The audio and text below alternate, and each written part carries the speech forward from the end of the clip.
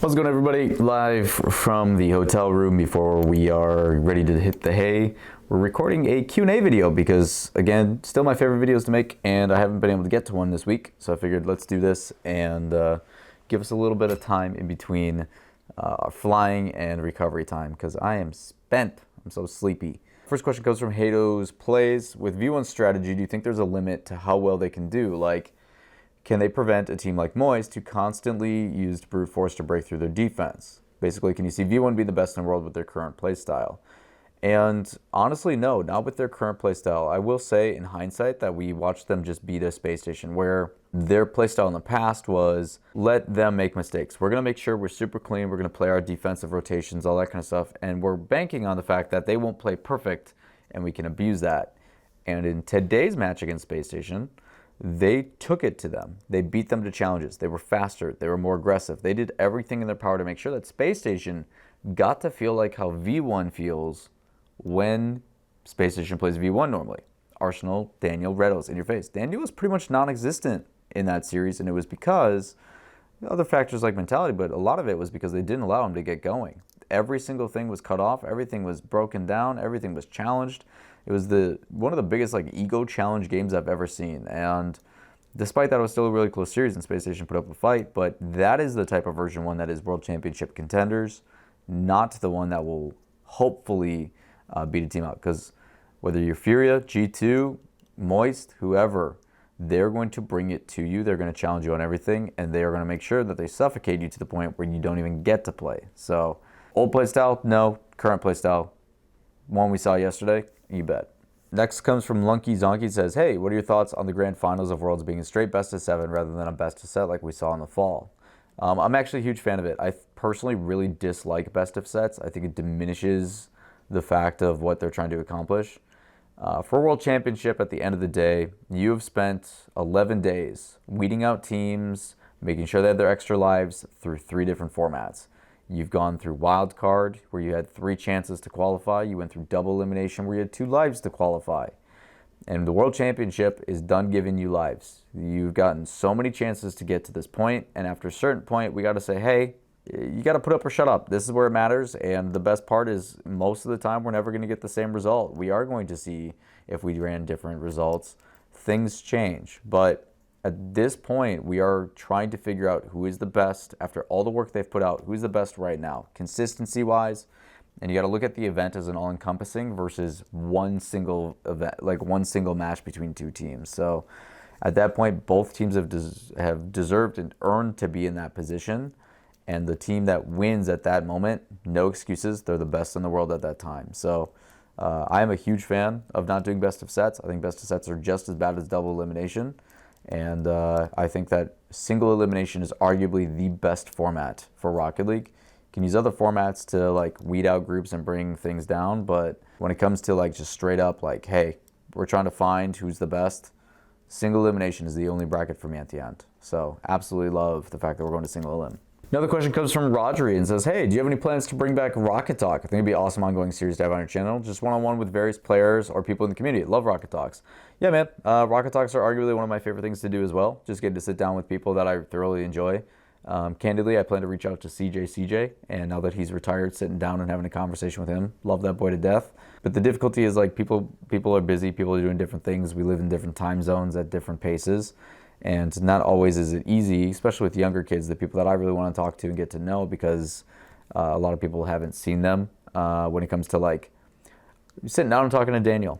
Sometimes they just don't want to do it. Sometimes they just are poor at planning, or not saying Daniel is. I've never spoken to Daniel at that, or a one-on-one in that way. So, but in the past, it's just tough to schedule and rely on others. So as much as I do want to do it, I will say there is another video that's coming that I think will surpass any Rocket Talk I have ever done. And I'm very excited to show you guys what that is when I get back. So very, very excited to see all this and how this all plays out. But yeah, Rocket Talk, I would love to do more in the future. It's just a matter of trying to do them. So I'll try to sit down and talk with CJ about it and do something along those lines. And Caleb Alley says, do you think the rank of a coach matters in terms of being able to understand the game at such a high level as pro? Yeah, I think there is some differences. I used to be a firm believer that even for casters, you don't have to play the game at a super high level to understand the game at a super high level. But I will say with a game like Rocket League, because it is so nuanced, being susceptible or putting yourself in those situations, or like if you have found yourself in that environment, you do think and process the game at a different way than someone who may be lesser experienced. And that's not saying they can't gain that experience over time, but I do think it is beneficial to have a player who is higher ranked. Same thing with casters. Casters being higher ranked, it does make a difference in the way that you view the game or nuances you can point out and different things like that. So in the past, I wasn't necessarily in agreement with that, and I still think to an extent I still believe that. Like, I don't think you have to be at that level. It also depends on what you're trying to get out of your coach. Is your coach mental? Is your coach there for just making sure everybody's even keeled? Is it there for pointing out certain little things? Like, what's the purpose of their coach? So that's going to change. Not all coaches are the same, and that same thing applies to casters. Not all casters are super analytical, big brain like Achieves. Some of them are a little bit more hype, like Jorby. Not to discredit Jorby's game knowledge by any means. So I think everybody has different nuances and different perspectives, but I will say yes, being a higher level rank does make a difference, in my personal opinion.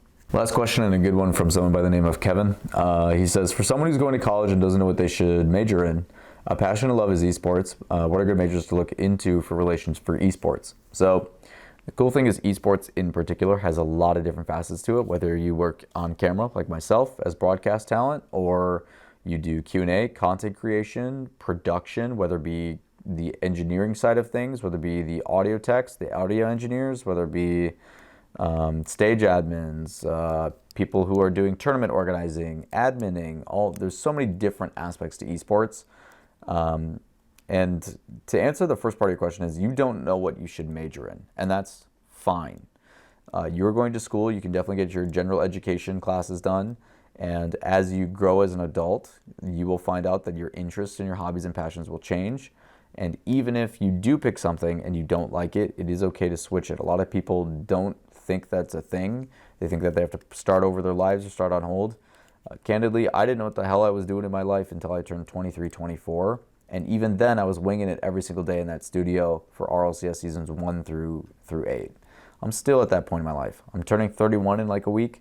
I still don't know what the hell I'm doing. I'm still trying to figure things out. I'm still trying to challenge myself and be selfish with my time. And I guess it's the best advice I can give you is, if there is something you enjoy, if there's something you're passionate about, if it's something that you genuinely love to do, that should be the number one thing that guides what you do in your life, financially or otherwise. And yes, you may need to make some sacrifices to make that help and happen financially, but the number one thing you should look into is something that you love, something that you will be passionate about, because at the end of the day, truly, being able to do the job that you do and love what you do will allow you to spend a lot of time with it. So for majors, business-related majors are always really, really good. Communication majors are really good.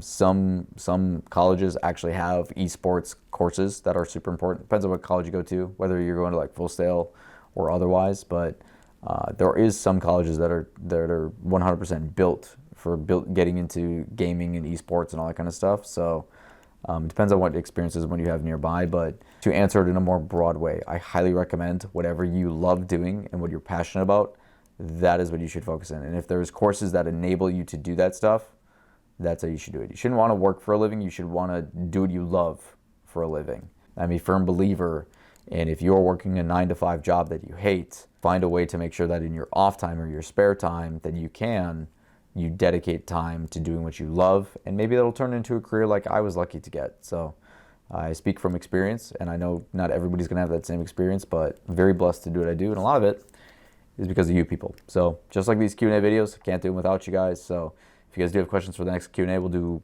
basically one back-to-back because we got another one coming up on Sunday.